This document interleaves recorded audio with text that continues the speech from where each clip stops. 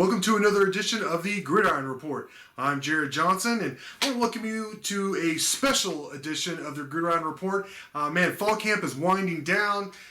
Kickoff is finally here. It seemed like it was never going to happen, and I don't want to jinx it because we still have a little bit over a week at the time of filming this. But look, there's been some great position battles throughout fall camp as always, and one of the most important ones in my mind, and it has been really all off-season leading up to kickoff, is at the both tackle positions. The Red Raiders are replacing two returning starters, long-time returning starters who have now gone on to the NFL, and Travis Bruffy and Terrence Steele. I mean, both those guys, I don't know how many consecutive starts or how many games they started for the Red Raiders over the years, but they've graduated, and so now it's time for a new era, and there are several guys that are competing at those spots. Now, before I get to that, I want to just point out that one of the good things that the offensive line has going for them is the fact that the interior seems to be set. It's a veteran group, and it's one of the strengths of the team, in my opinion.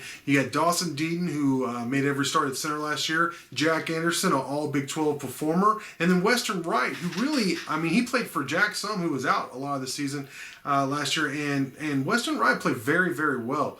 I know Coach Wells, Coach Farmer, the offensive line coach, they both, all the staff on the offensive side of the ball feel very good about those guys on the interior. And then Will Farrar is a guy who they can move around. He can play center, he can play both guard spots. He could even play some tackle, though I think they want him to stay on the interior for you. So they feel really good about that group on the inside. Now on the outside, like I said, replacing some longtime starters, there are several guys in the mix. I want to name some of those guys for you.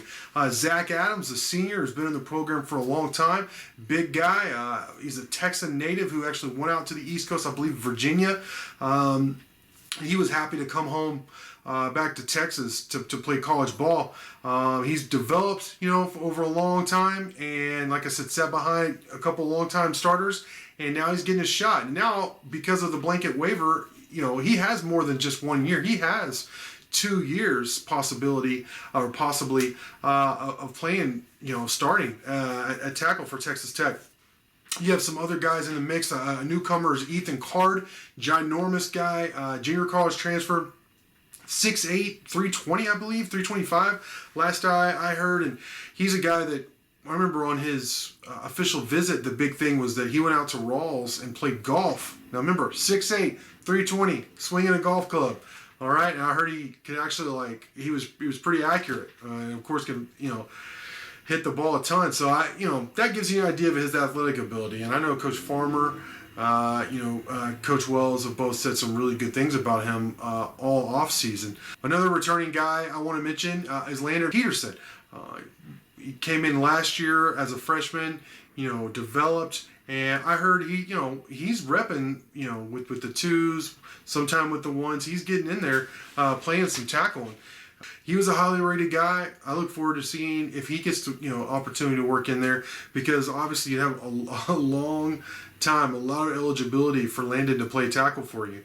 And then, a new guy they brought in, Josh Berger, is another senior for you. He's a grad transfer from Wofford, which, yes, is an FCS school. But I've said on some of these videos before, Berger has shown some things, has shown an ability to play. And specifically, I watched almost the entire game against Clemson that Wofford had last year. He went up against several future NFL players and held his own. He led his team with 11 pancake blocks, and he didn't give up a sack that I saw. So this guy can play, and he's in the mix there at the tackle position. So it'll be interesting to see if he locks up one of those spots, and if so, will it be left tackle or right tackle? We'll have to see. And then finally, and honestly, I'm a little surprised at this, but Caleb Rogers, a true freshman out of Mansfield Lake Ridge, has come in and really impressed the coaches. He was named a 24/7 Sports True Freshman All-American, recently, earlier this week. Caleb Rogers, he's going to play. I think realistically, you could look at this group, and perhaps most, if not all, these guys might be called into action because, look, the coronavirus, there's going to be some guys that go down, and then just normal attrition, guys get injured. It's very rare when your 5 starters, the guy you start the season with, or the 5 guys you finish the season with up front. So, I mean, don't be surprised if Caleb Rogers, a true freshman, plays heavy minutes this upcoming season. So, the interesting thing is I don't think anybody's locked a spot down, because Coach Wells was asked earlier this week on Wednesday after practice, if you had to start a game today, who would be your left tackle? And he declined to answer that, because I think the competition is still going on. I think we'll see in the depth chart. I expect a lot of either ors, not a lot of first team, second team, third team in the depth chart that comes out on Monday. I expect there'll be several guys listed, the guys I just mentioned. So it's going to be interesting to see who actually takes the field, and then how this competition plays out even beyond fall camp, beyond the opener, all the way up to this, really throughout the season, but definitely even up to the UT game, the Big 12 opener on the 26th. So that's a heck of a competition. It's one of the biggest ones on the whole team, and could go a long way toward determining how this offense, how consistent it is. So keep an eye on the competition going on at both tackle spots. But with that, I want to thank you for watching, and until next time.